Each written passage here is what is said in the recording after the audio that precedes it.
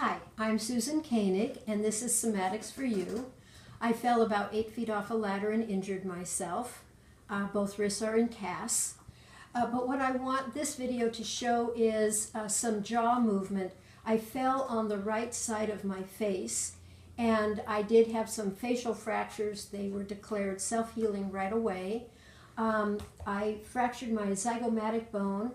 It did affect my eye socket bone, but I never had any blurriness. I actually didn't ever have any dizziness or headaches either. And it didn't go down as far as my temporal mandibular joint, but the zygomatic bone has a boundary with the upper maxilla bone, and the maxilla bone was affected somewhat. And when I first started eating after my accident, it was much harder for me to chew on my right side. In fact, I could hardly do it at all. I was chewing everything with my left side. And over time and practice and doing the following somatic exercises, I'm almost equal in being able to chew on both sides. And I very consciously, as I eat, make sure I'm chewing with both sides. But here are some of the jaw exercises that I do.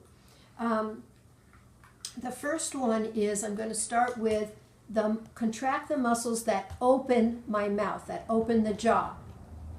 To open your mouth, certain muscles have to contract to open your mouth.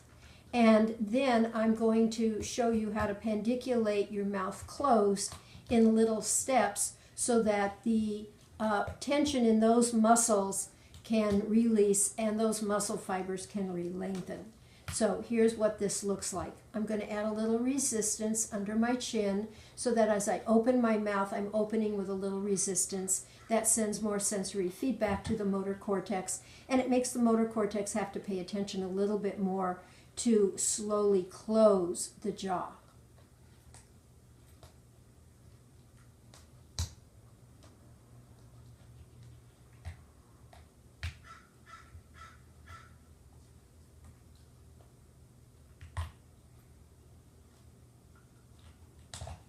So what I'm doing is I'm starting with my mouth open. That's a voluntary contraction. I'm closing it a little bit slowly. Then I'm recontracting to re-engage the motor cortex, voluntarily recontracting, slowly releasing a little bit more, voluntarily recontracting, slowly releasing a little bit more. So I'm going from an open jaw to a closed jaw. Now I'm going to reverse that and start with some resistance to jaw closing muscles. I'll slowly release a little bit, recontract, slowly release a little bit until my jaw is open. So I'm going to put the resistance right in this little indentation. So I'm going to start with my mouth a little bit open because I have to start by contracting jaw closing muscles.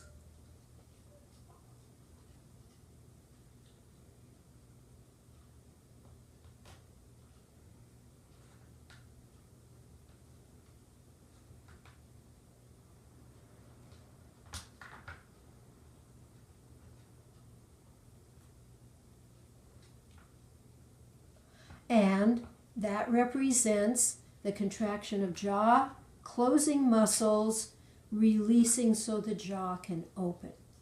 Now I'm going to do some side-to-side movement.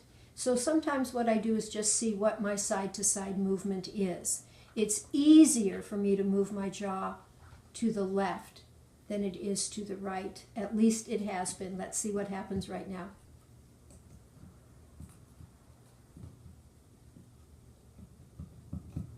And to my feeling sense, that's true. So I'm going to start with the side that it's easier to go toward. So that's my left side. I'm going to offer a little resistance.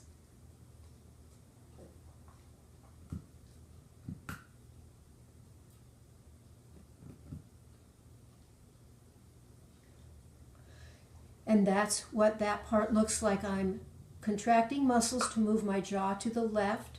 I'm releasing a little bit. Recontracting a little bit, releasing a little bit more, recontracting, and then the final slow release back to what I perceive as center. And now I'm going to do that with my right. It's a little hard for me to give myself resistance on the right still with my right hand, so I'm going to use my left hand.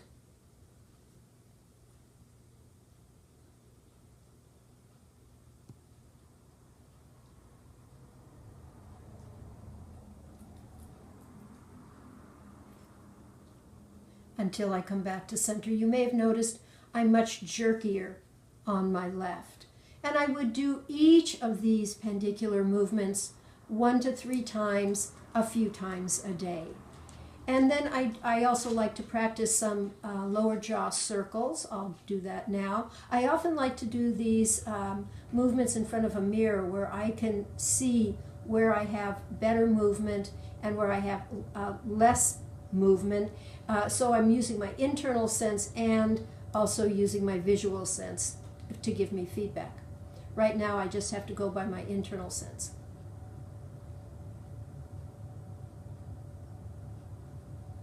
And it feels like as I come around this area right in here, it's not as clear or as easy for me to do, but I'm staying within my comfort zone.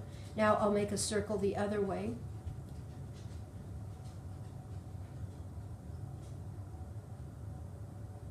And again, as I come into this lower right area of the circle, it's not as easy to do. And now I'm going to demonstrate a diamond.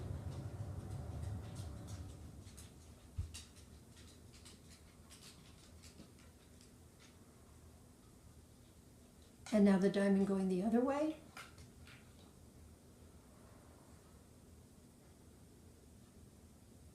And again, I would practice those movements 2 or 3 times a day, 1 to 3 repetitions per time. I hope you actually do these jaw movements whether or not you've had an injury, because so many of us have so much jaw tension, and these movements are really wonderful to release the muscles of the jaw and to have much more comfort in the jaw. Thank you.